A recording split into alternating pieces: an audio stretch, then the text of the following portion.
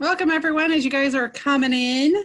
It's been great to see you. Oh, I don't know, Lawrence. Put your hand down. Lawrence has already raised his hand to talk. So.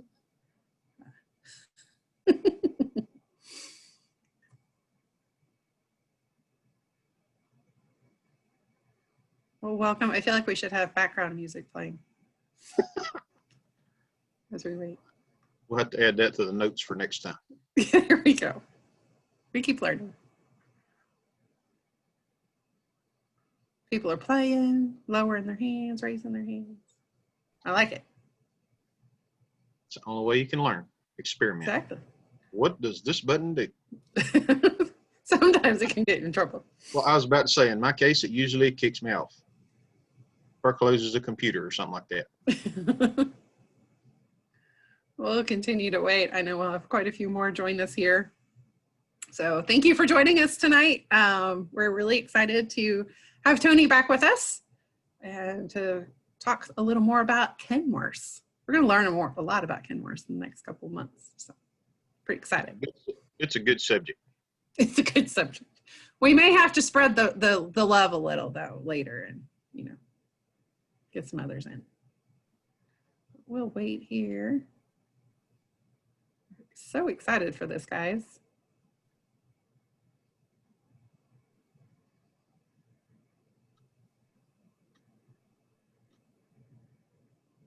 Give it just another minute or so, let some people, maybe some stragglers, join us, and then we'll get started. Hopefully everyone's had their supper and ready to sit back and watch for a little while. They could be eating their supper while we do this. We're the only two that have to have all that already done. That's a good point. It'd be like dinner and a movie, except it would be dinner and some idiot talking. Very knowledgeable person talking. That's who it is.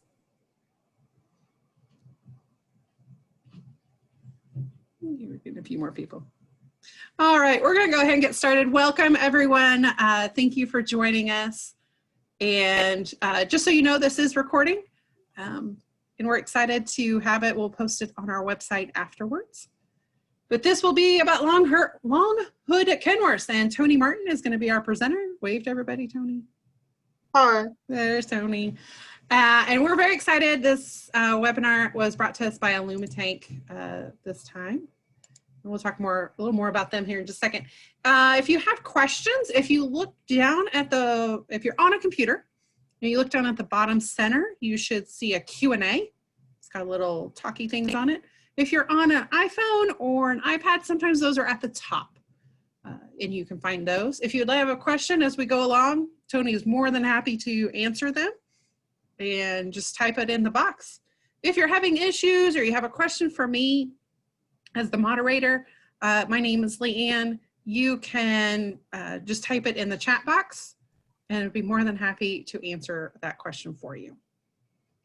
And like I said, tonight's webinar is brought to us by Illumitank, and Illumitank fabricates tanks in diameters of 16 to 30 inches. Their cylinder tanks can be up to 90 inches long from weld seam to weld seam, 85 inches for Peterbilt style tanks, but we won't talk about that tonight, and built up to 200 gallons in capacity.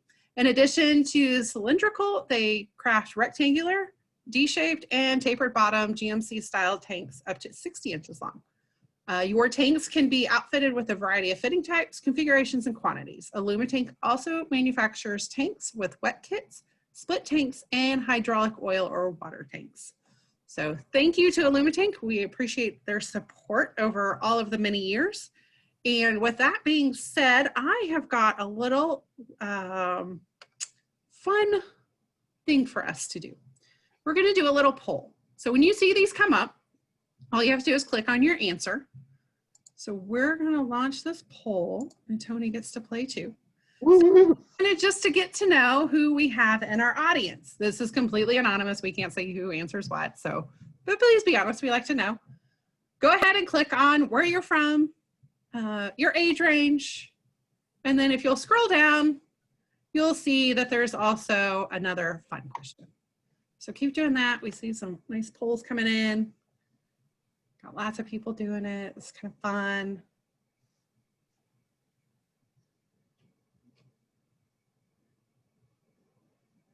And I'd just like to add about Tank, since we are discussing Kenworths.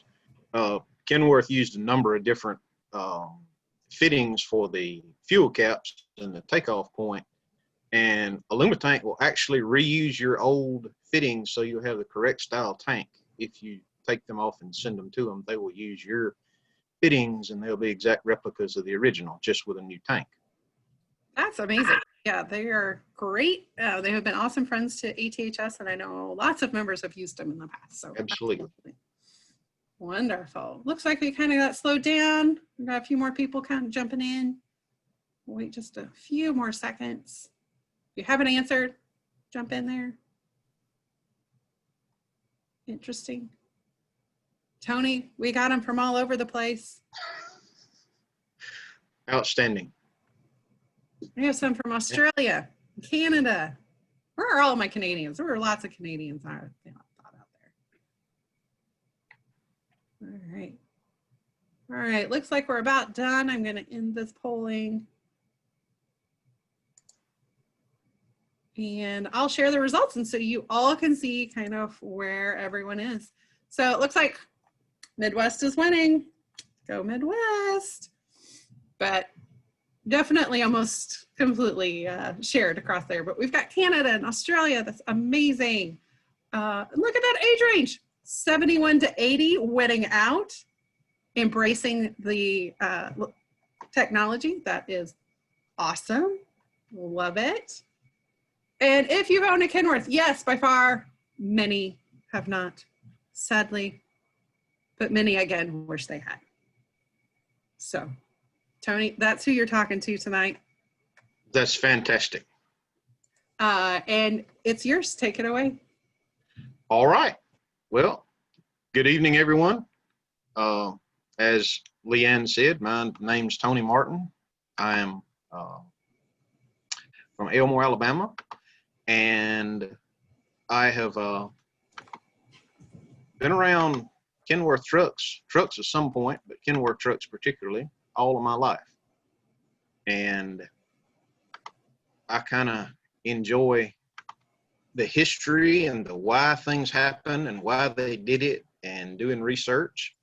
And as a result, I like to share my knowledge. And that's what we're doing here. Back for the virtual convention, I did a program on the history of the W900 Kenworth. And in doing so, I kind of had to condense some things and move kind of quickly. And one of the things I skipped over was the long hood option. And there's a lot of misinformation about that, and there's a lot of mystery about it, but everybody sees a long hood Kenworth and, oh, there's a big engine, there's a fast truck, whatever. And people are interested, so I thought we'd put this together and kind of teach people where they came from, why they're here, and a little bit more about them. So without further ado, we will get started. If you were like me and around during the 80s, 90s, and you got a truck paper, the first thing I did was open it up to Shelby Elliott's ad, because there were always extended hood Kenworths, extended hood Peterbilts, all of the big trucks were in his ad. And he coined the term extended hood. I'm sure it was used before that at some point, but that was never an official Kenworth term. But at any rate, if you looked in the truck paper and you saw this ad, it had extended hood written all over it. And today, that's what we've come to know them as. So even though Kenworth never called them an extended hood, they called them a long hood, or actually cab moved back 12 inches. Let's look at where that all started from. In 1949, a World War II Navy veteran named Ray Ogg wanted a truck that would keep up with or pass the Greyhound buses. And he had experience with the Hall Scott V12 Defender engine during the Navy. And he purchased one of those engines, military surplus, took it to the factory at Seattle, and they built a truck pretty much around the engine, or engineered it so it would fit. And in doing that, they moved the cab back a foot, 12 inches, and lengthened the hood out. And of course, they also widened it 10 inches so it would fit a little better. But this is the first really documented instance of Kenworth moving the cab back to fit a large engine in a truck. Unfortunately, it appears this truck did not survive and burned to the ground some years later. It was a gasoline hauler. Who knows how successful it was, but this was the first step. That was in 49. And around 1962, this picture surfaced recently from Jake Wynn, and this is a rather interesting truck. This is a 900 series, which was the forerunner of the W900, and it has got an extended cowl on it. If you notice, there's a panel right there where the air cleaner pipes go into, and it's got the cab sitting back. No real information is known about this picture, but in my opinion, that is a 12V71 in it, due to the exhaust pipes being 4-inch and then open it up to 5 and being duals and having dual breathers as well. Most likely ran to Canada or perhaps Alaska in cold climate anyway, because it had the Arctic air breathers, the auxiliary road lights, and it had the center mount tow hook on the front. But at any rate, this is a really, really fascinating picture, in my opinion, because this shows that they were, in at least one instance, they extended the cowl and moved the cab back on a 900 series truck.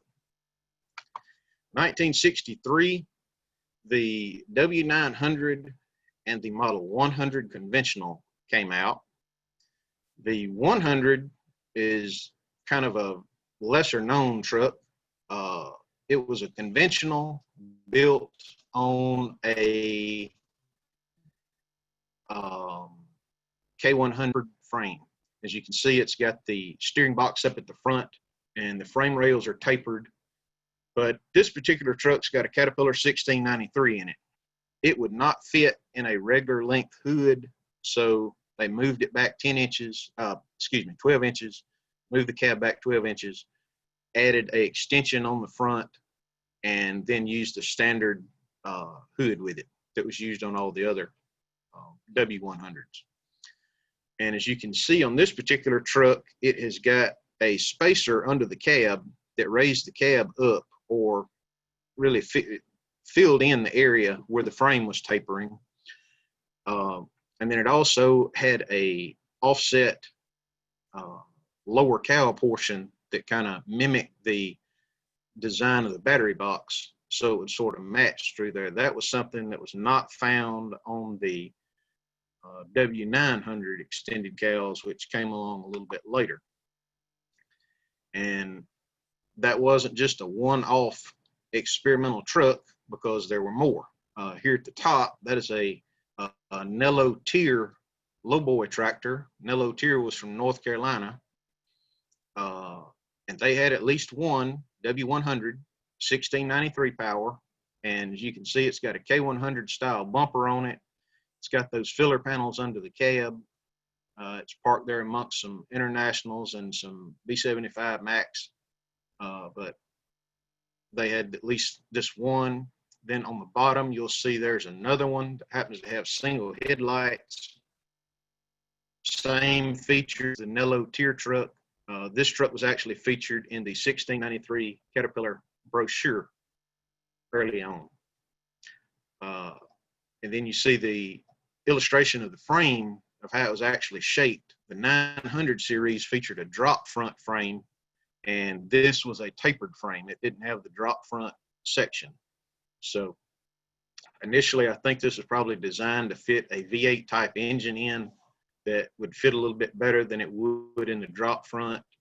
And when the V8 Cummins and 1676 Caterpillar weren't particularly successful, they moved on and stuck with just the 900. This truck is rather interesting. It's a W100 as well, but it is a narrow grill, and it was sold to McCoy Equipment Company in Denver, Colorado, and 1693 powered, and it's a model 123, and it served as their lowboy tractor for a number of years. But it actually was a factory built narrow nose extended cowl. There's been some question as to whether something like that actually exists and or was built, or whether that was something that had to be homemade. This truck was factory built this way. And this was 1963, 1964 timeframe that these trucks existed.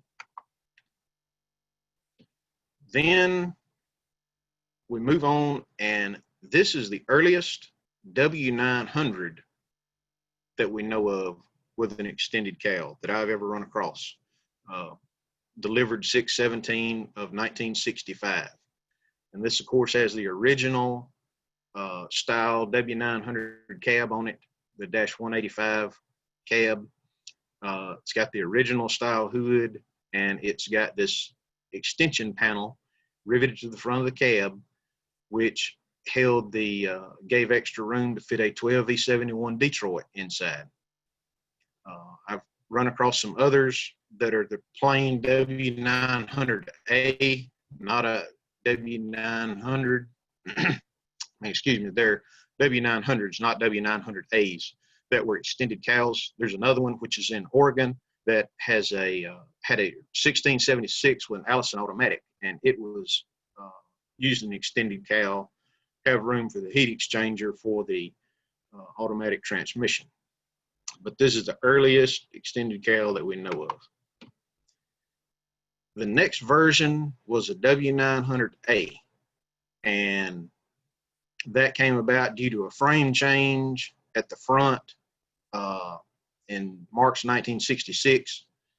And from March 66 until September 66, they used the original cab. And then the second generation cab, the -220, came into use. And that's what this particular truck is. It's got the original 220 cab, the original style hood, and the original hood, as you see, has got the little chrome strip down the middle. And then you can sort of see in the picture on the far right how the cowl, the extension was actually attached to the cowl, and how the hood fit. And you can kind of see how the engine sat in there, and you had the cowl sticking out over it. It wasn't particularly easy to work on the back, but it was better than nothing. This truck also has the older style emblem on it, so we know it's a mid 68 and back. Hey, Tony. Yes, ma'am. It looks like William Donnelly has a question. William, if you could type that into the question and answer, the Q&A box, that would be great for me. I just wanted to let him know that. Okay. All right. Thank you. All righty. Whenever you get it, if you'd like, I'll do my best to answer it. Absolutely. Here are the engines that actually required the cab to be moved back. You just couldn't arbitrarily go in and say, hey, I want the cab moved back, and I'm going to put a 335 Cummins in it. They would not do that. And actually, the hood was never mentioned anywhere except in the option for the engines. And if you selected a 12V71 and you read everything that it came with, when you get down to the last thing, it says, and the cab was set back 12 inches on a conventional. And the same with the 1693 and T and 1693 TA. You also can see that in 1968, that was still the extended cowl era with the 220 style cab. And those are the costs. As you can see, a 12V71 was rather expensive at that point, $7,000. So you had to really want some horsepower to order one of those. All right, Tony, I have William's question. He was wondering, what were the planetary axles for? The planetary axles were for increased capacity. I believe that truck was used in logging. The 65 build truck that we saw earlier, those were used for logging. They were just a heavier capacity, and it created a lighter load on the actual axle shafts themselves, so you could get 70,000 pound tandem capacity as opposed to roughly 55,000 with the standard hypoid style axles, differentials. Thank you. So here's some more extended cowl trucks from, actually all of these are late 67 to 69 and April 69. And these were actually the most popular era. This is the most popular era for the extended cowl. And on several different instances, I would go through 100 chassis records, and you average about 3 or 4 extended cowl trucks in that time period. If you go through 100, there are 3 to 4 that are extended cowl. So we'll say 3% of production would be extended cowl. Here on the far left, there's a little Audrey's truck, and it's obviously got cat diesel power on the end of the hood, so we know it's a 1693. It's got 2 exhausts, so we're going to say it most likely is a TA, the 375 horsepower version, but it still just has a single breather. The one in the center, single breather, so we know it's a 1693, and it only has 1 exhaust, so that tells us 2 things. Either it's a T, 315 horse, or it has a brake saver, because the 1693 with a brake saver was not available with dual exhausts for a number of years, into the mid-70s, before you could actually get that combination. And then up top, we have a 12V71 showing the dual exhaust and the Arctic style breathers. And then below, we have a pretty famous truck, Mr. B.C. Fry, on this truck. And it's kind of interesting to see one with a hood up. And you can see how the 71 is kind of stuffed in there, and the exhaust pipe over on the outside of the frame, that cowl extension is really full, and you can imagine what it would be like trying to work up under that all day on those back cylinders. Not particularly the best setup, but that was the only way you get a large engine in your truck. And here, this is the last extended cowl that I can find, which is August 1969. It's a 12V71 truck and sold through Southwest Kenworth to Brown Construction Company, and it was painted orange. And if you notice, it had the K146-623 hood, which was the standard length hood, the standard hood that was used on everything with a wide grille. And it shows the axle back of cab dimension as 98.5 inches. If you're familiar with Kenworth chassis records at all, you'll know that they never used a special model designation for the long hood or extended cowl. It had to do with the engine. The only place you can find that is the axle to back of cab dimension. And if it's 98.5, it's a long hood. If it's 86.5, it's a standard hood. So then the truck on the right, you'll see had a K146-669 hood. That is the long hood. Those debuted in September 1969. And this truck here was through Kenworth Northwest, which I think was in Washington. It also was a W924 to be a lowboy tractor, and it had a 1213 transmission in it. It's also 98.5 inches. That dimension remained the same. They just had a different way to achieve it rather than the extension on the front of the cowl. And here's one of the earliest long hood trucks. This is appears to be about a 1970 model. The cabs changed again in April 1969, as well as the sleeper. And the hood didn't come around until September. So there's a few months there that you could get an extended cowl with the new style cab. So there's several different variations of the extended cowl trucks. And then once we get to the long hood, they're pretty much all the same. Not too much changes. But we still got the same two engines, the same 1693 TRTA and 12V71 was the only way you could get the long hood. And as we go into the 70s, you can see the truck on the left with a long hood and a very short wheelbase.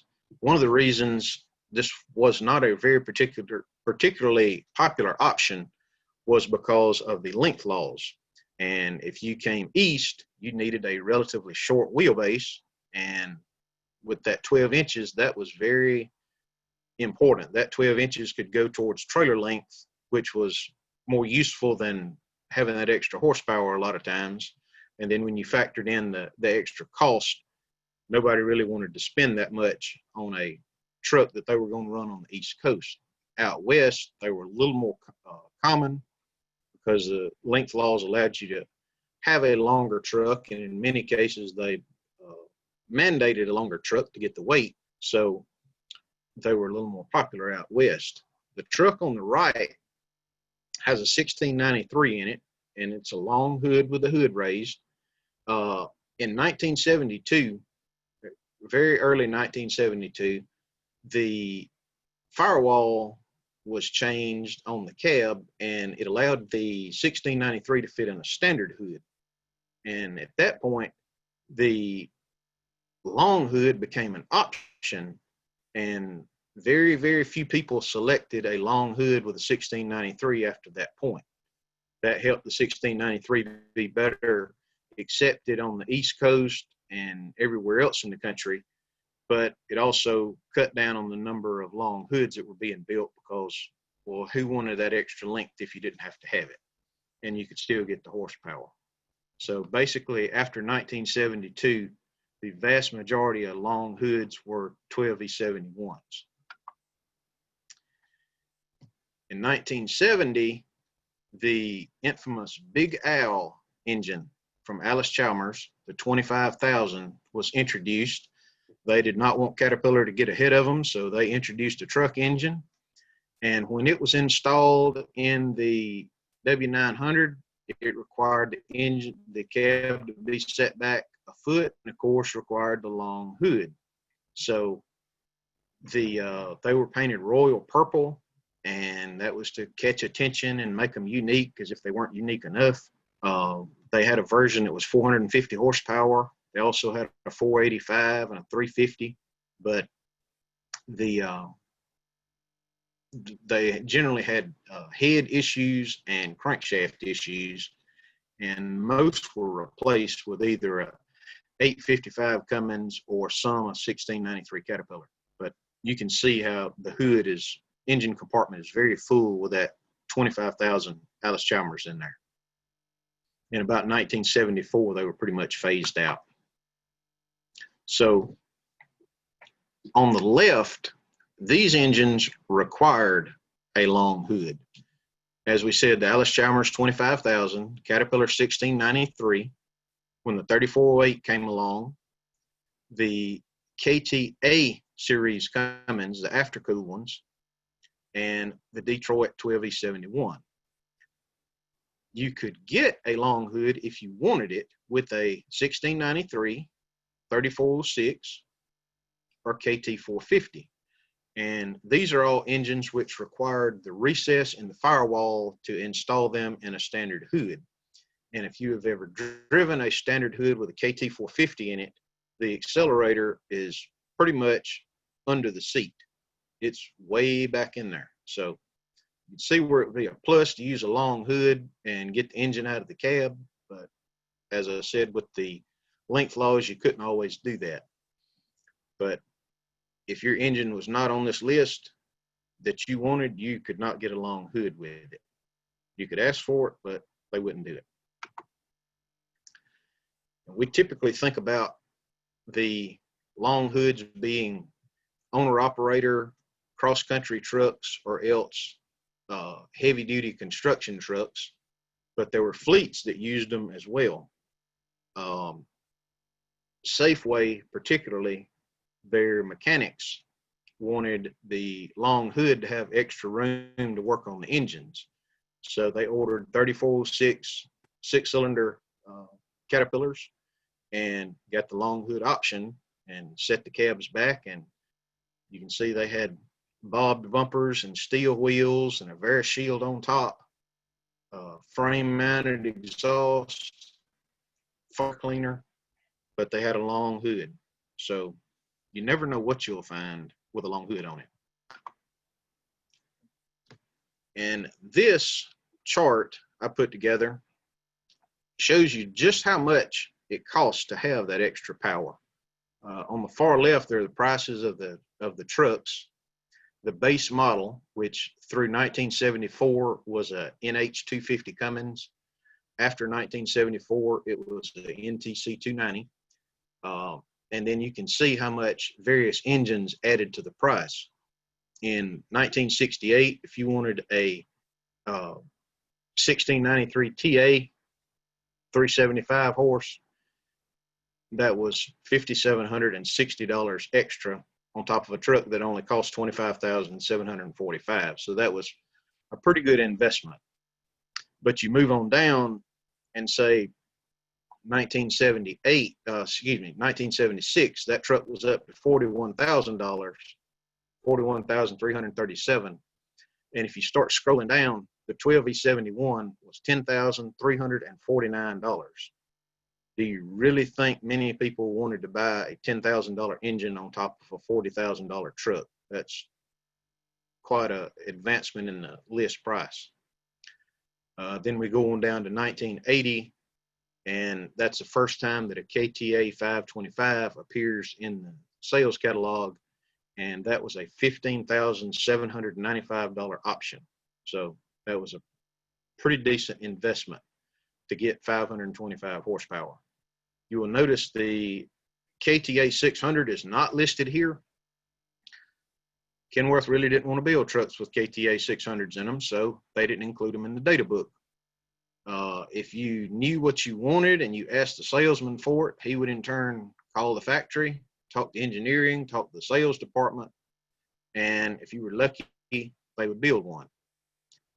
But as far as just going in and casually ordering a truck, you couldn't do that with a 600 in it. So you could get a 525. They advertised those.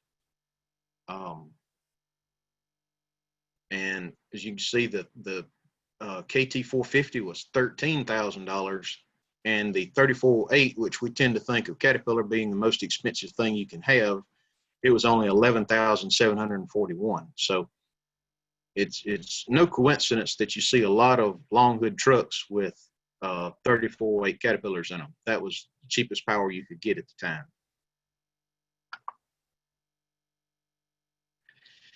Here are some engines installed in long hood trucks. Left is a 12E71. You can see how the exhaust and the intake is all sort of cramped right there against the firewall. And you can imagine if you didn't have that extra foot of clearance, it would be really tight. In fact, it probably wouldn't fit. In the center, we've got a 3408. And notice how the turbo hangs off the back of the engine. And if you didn't have that extra 12 inches, you really wouldn't have anywhere to put the intake, and you'd have to have a pretty good recess in the firewall.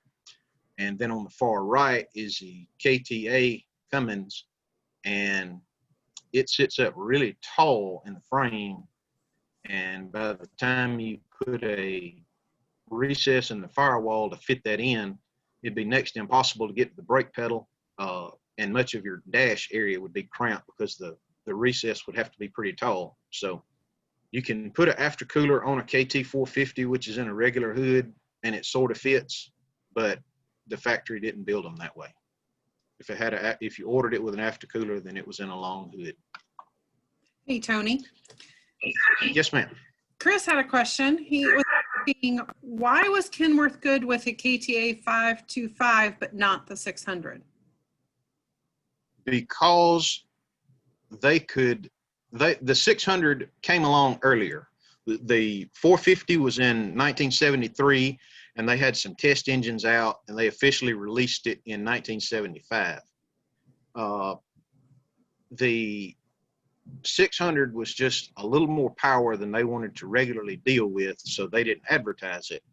The 525 came along in, I think, 1977 or 78 as a economy engine and an economy version of the 600. And it was their opinion that 525 was reasonable power to put a transmission behind. And if Fuller or Spicer would stand behind their transmission, then they'd stand behind the truck.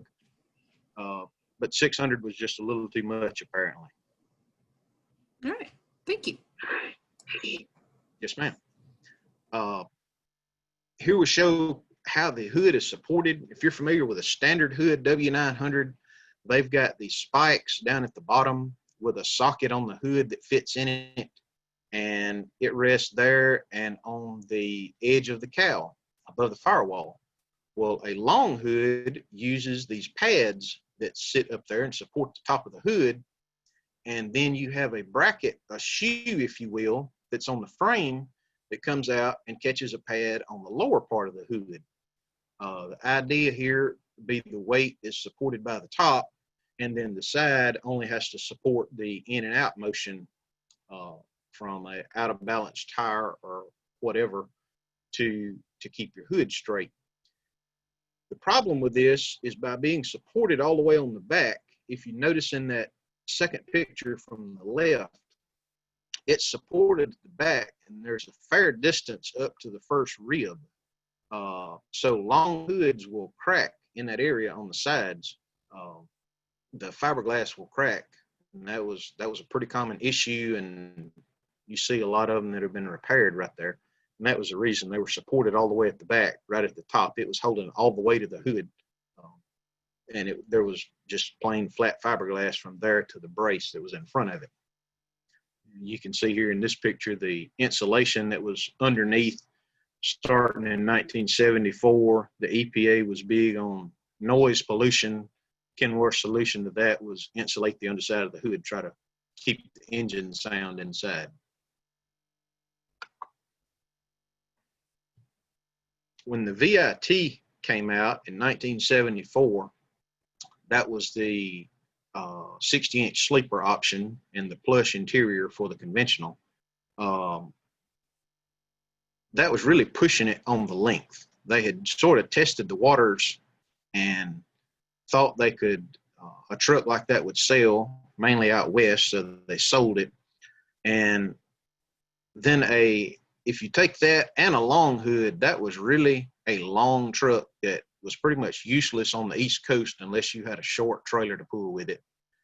But they apparently thought enough of it that they put a long hood on the cover of the VIT brochure in 1981.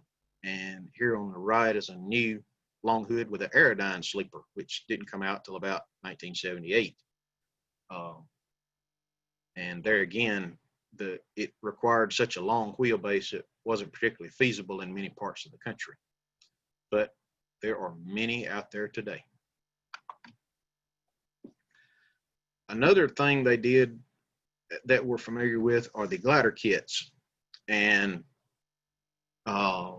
with a glider, they intended you to put your engine, transmission, rear axles, and as much of your donor truck that you could to it to save money.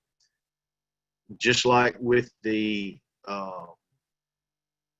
complete trucks, it was the same way. If you specified you were going to install an engine that required a long hood, they would put it in there. They would put the long hood on it. But if you did not, you got a short hood. And as you can see here, this is from the data book, 1980, September 1980. It says that the 98.5 front axle to back of the cab dimension is required with a 3408 KTA 525, and it is available with the 3406 and the KT 450. And to get your glider set up that way was $579. But that did not prevent you from ordering, saying you were going to put a 3406 in it, getting it home and putting a big cam Cummins in it, and away you went with a long hood and a big cam Cummins. You just sort of had to come up with your own mounts or deceive them a little bit whenever you ordered the truck. And as you can see, just like the full trucks, the glider kits increased dramatically in price.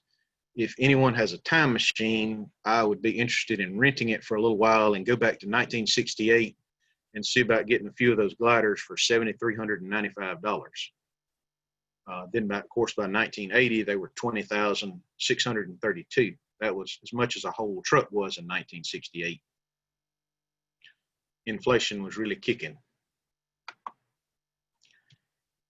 In the spring of 1982, the last W900As were built, and they were built at the Kansas City plant.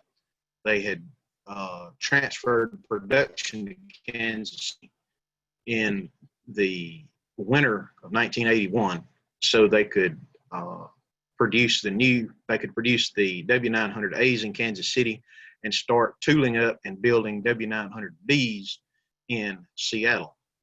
So they were phased out in the spring of 1982, and the W900B took its place. And that was not particularly a popular thing. Some people wanted a 3408 or a KTA Cummins, or they just wanted a long hood, and you couldn't get that with the B. So in 1983, roughly 15 glider kits were built from parts they already had in stock at the Kansas City plant. And if you will notice, this is one of them right here. And the chassis number is 315193. May be familiar to some of you, but at any rate, that's numbered with the Bs. They were building, the B models started with 310,000, so it's numbered with the Bs, and the date up at the top is 9/16/1983. So many purists will claim, no, they didn't build any W900As after 1982. Well, they did. And like I say, there's at least 15 of them that I've counted, possibly, or a couple of others, but mainly those. And by then, Kenworth is using metrics. So the fax Bach dimension, front axle to back of cab, 25 or 250.2 is actually 250.2 centimeters, which equates to 98.5 inches. So that was really the end of the W900A long hood, was the 1983 gliders that many were titled as 1984s.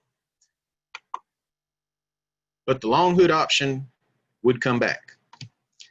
The James Bond movie License to Kill in 1989 featured several W900Bs that were supplied by Kenworth to the movie company to convert them into essentially stunt trucks. So they had modified Detroit engines, and they performed the stunts. And Kenworth, always being on the lookout to get some free publicity, as they had many other times in their past, they chose to introduce a new model with this movie in mind. So they built the 007 limited edition. These trucks had a long hood. It was 130-inch bumper to back of cab dimension, which was the same as the original W900A long hood, but it was only 10 inches longer. Don't ask me how I know that. But the hood was 10 inches longer, and the grill was narrowed, the fenders were lowered down, and the whole profile was lowered in the front. And they used a straight top bumper on it and had gold emblems. And they started building these in July 1999. And they built them for a few months and decided it was so popular, everybody wanted to buy one. So they decided they'd come out with they just call it the W900L. They'd make it as a regular model. So the L stood for long hood, obviously. Previously, they hadn't changed the model number for the length of the hood during the W900 and W900A era. But with these, they identified it with the L. And you can see here, this is one of the test trucks that Overdrive tested in 1989. And this, I think, had a 460 34.6C in it, I believe. But at any rate, they had raving reviews for it, because at the time, everybody could just reminisce about the old long hoods from the early days. And now they were building them again. So that was quite an exciting time. It didn't take long before electronic engines, everything being air to air cooled, and that became the norm. The long hood really made that a lot easier to fit in the engine compartment. So those type engines in the engine compartment. So the long hood became the W900L became the most popular regular conventional that they had. It's kind of rare to see a W900B. And these are actually still in production. And it's my understanding that the end of 2020 or early into 2021 will be the last of those that you'll be able to get. The W990 has replaced it, if you want to call it that. But the W900L today that you can go down to the Kenworth dealer and buy still has the same exact door profile as the original 1958 K500 whenever they came out with the idea of the bulkhead doors. That's the same door profile that they're using today. So it was obviously was a pretty good design. All right, Tony, I have another question from David Smith. Yes, ma'am. Do you know the approximate last serial number for the A model, not counting the A gliders? Yes. It is around, it's just under 198,000. I think it's 1975, some odd. I have it written down, but of course that's not my, 198, 105. Thank you, Hunter. All right. Hunter Davis, my friend from Eclectic, owns that truck. That's the latest one we have found. He owns it, and he's listening in with us tonight, and he just texted me the serial number of it. So, There we go. 198, 105. And it was Kansas City built in, I think, April or May of 1982. Way to phone a friend for that answer. That's right. And that's it. That brings us to the end of the long hood production.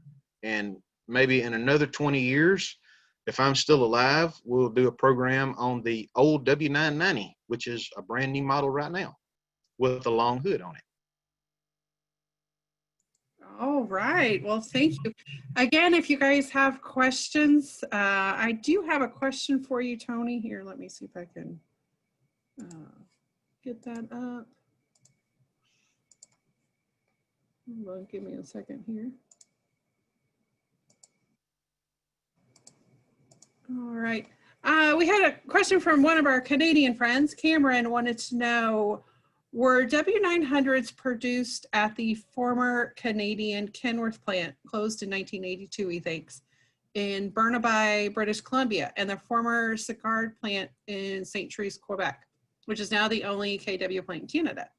If they were built in Canada, were the fiberglass hoods imported, or were they also manufactured here as well? Also, were there many models built specific to the Canadian market? There's a lot in there. All right. Yes, the Canadian Kenworth plant did build trucks for the American market. And I'll clarify this, they define trucks as the American market as trucks that would be sold in the United States. Conventionals, the serial number started with a 1. Cabovers, they started with a 2. The Canadian trucks, Canadian Kenworth that were to be in Canada started with a number 8, and eventually that went on to a number 9. However, whenever Seattle was behind on production, they would send blocks of numbers or trucks that they thought the Canadian plant would be able to produce better than they could or as well as they could. Log trucks, heavy haul trucks, they would send those to the Canadian Kenworth plant, and they would build them right there on the line with the trucks that were slated to be sold in Canada with the 8 serial number, but they carried a 1 serial number since they were coming to the United States. They did that on through 1974 when the Chillicothe, Ohio plant opened. And the idea of that was to be able to build all of the United States production in the United States. Of course, that didn't exactly work because they still built some trucks in Canada for the U.S. market. The LW 900 series was actually built for the most part in Canada. Many were sold in the United States, many were sold in Canada, but pretty much all of them. There were a handful built in Seattle, but most were built in Canada. The Sycard plant, whenever they built Kenworths, they built K100s. And again, that was mainly through 1974 until Chillicothe opened and was going good. And then the overflow production from Kansas City could be sent to Chillicothe instead of having to send it to Canada and then the trucks be imported. All righty. Austin wants to know, what makes models of trucks compete with Kenworth today? Well, as far as other manufacturers, I assume that's what he's asking, yeah. Or what? Well, whatever makes in models. So Peterbilt makes a 389, which is a long hood version of their truck. Freightliner makes, I don't know what it's called this week, but they made a classic model that was a direct competition to the W900L, and they made it a 132-inch bumper to back of cab when it debuted to be a little bit longer than the Kenworth. If you want the longest hood truck, then you got to go with the classic Freightliner. They were doing it as a sales pitch. And then, of course, as it was phased out, they had other models that filled in, but the basic direct competition to the W900L is the 389 Peterbilt. Perfect. All right.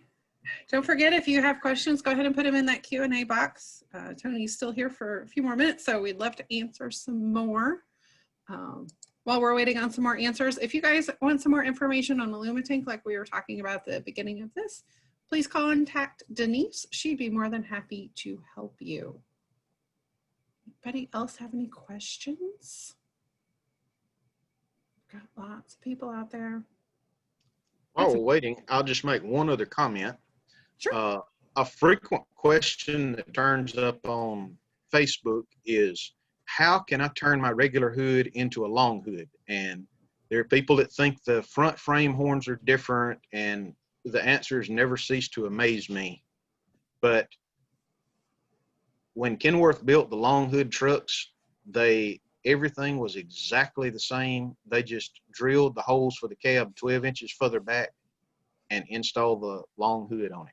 That's the only difference. They moved the cab back, and they had the different supports on the firewall and the shoe that comes off the frame. Otherwise, it's exactly the same thing. Awesome.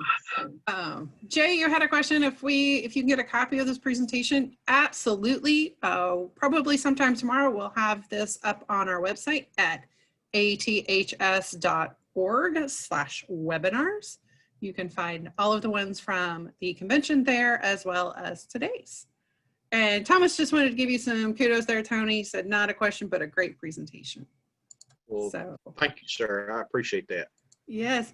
Jay did have a question, though. He said, can you locate older Kenworth VIN numbers? As far as where it's at on the truck, or how can you look it up? Or I'll go ahead and answer both. There you go. On the chassis, the number is always stamped on the right-hand frame rail on top, right above the steering axle.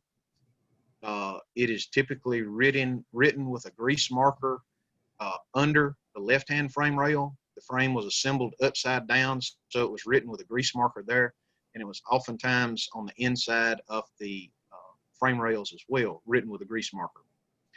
On the cab, they had the sticker on the door, the major components label on the door frame. The number was there. It was also on the paint information sticker on the firewall, the cab number sticker on the firewall, and on the EPA noise certification, which was in the door frame as well. Now, a lot of times those stickers fell off or were removed for whatever reason. If you take the headliner out, it was always written in magic marker on the top cross brace of the cab. So if you have an old junk cab that you can't figure out what it is, if you take the headliner out, the number will be written right there. You'll know what chassis that cab came off of. Once you get that number, go to your local Kenworth dealer, give them the number. All of the old chassis records are on the ECAT system now. If they tell you, no, that's on microfilm, it's not on computer, they don't know what they're doing. It is. And all they have to do is type it in and go to the right time period, because Kenworth has reused their VIN numbers for many years, and usually there are at least 2 or 3 different options for any particular number. They just need to go to the oldest one, and there it will be.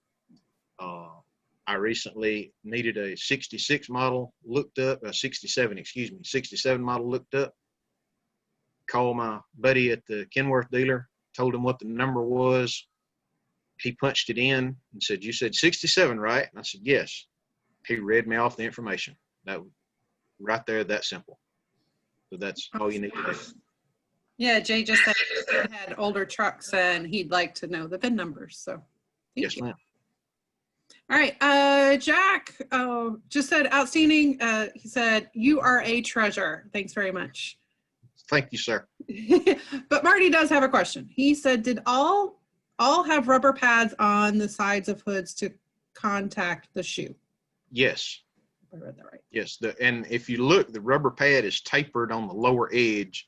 So when you let it down, it will actually spread to go over that shoe or go by that shoe, so it won't hang on top.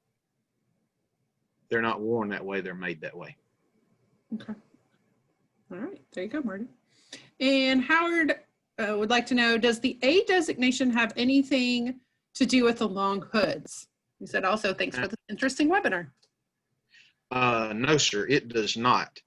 If you would like to go back, if you have a little time, go to the webinar from a few months ago with the virtual convention that I did on the history of the W900. The A designation came about in March of 1966, and that referred to the way the front of the frame was changed, where the springs attach, where the radiator mounts, and where the hood mounts. That was changed at that point, and they changed the designation from W900 to W900A. They never gave any indication on the model number whether it was a long hood or a standard hood. The shorter hoods, they called an S12 and an S2.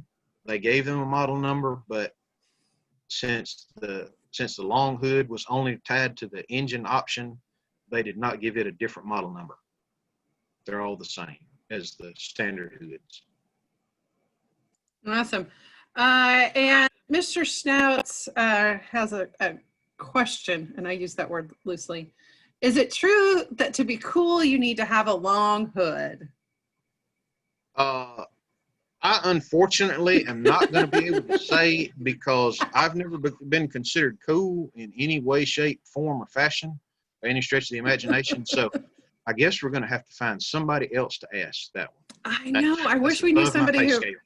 I wish we knew somebody who had one of those long hoods that I don't know, we might consider cool, right? We love you, David. Patrick does have a question. Does the extra digits in the model refer to the brand of power, such as the W923 or the W925? That actually refers to the chassis style and the axle type. A 921 was a single axle. A 922 was a single drive with a tag axle or a bed axle. 923 had a 38,000-pound capacity tandem with any type vendor supplied or air ride suspension. 924 had heavy rear axles, and a 925 was any conventional with a torsion bar suspension. They thought so much of their torsion bar suspension, they gave the truck its own model number if it had that. So that referred to the axle, the GVWR, gross vehicle weight rating, and the suspension type defined that. And in July 1974, it was so complicated, they dropped that, and everything was just a W900A after that point. All right. All right. Anybody else have any questions out there? Chris did say long hoods were cool, though. So apparently, that's one vote for it.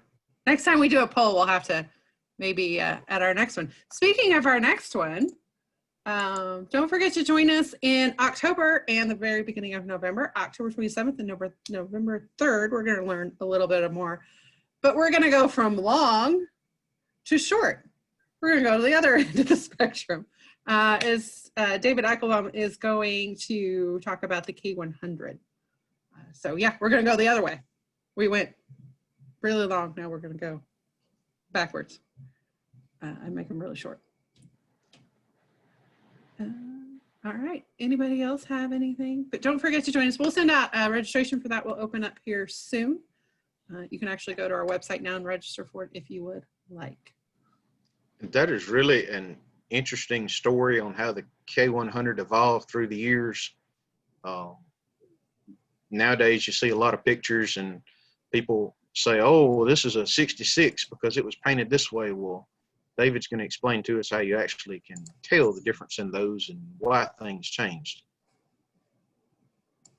Awesome. Well, again, thank you, Tony. As always, great presentation, great information. Yes, ma'am. I'm not the only one.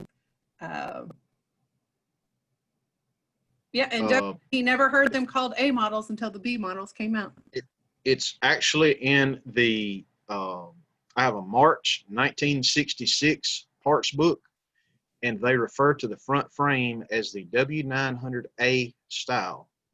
And I also have a data book that's dated later than that, that refers to the front frame horns being a W900A versus a W900. And it also refers to the bumper. The bumpers were changed as well because the front frame was changed. And we talk about that in the history of the W900 webinar. So if you have a few minutes, it's roughly an hour long. Go take a look at that, and I go through that and explain it. And there's some pictures to show what actually was changed to change it from the W900 to the W900A. So it was a frame change, but there you go. Awesome.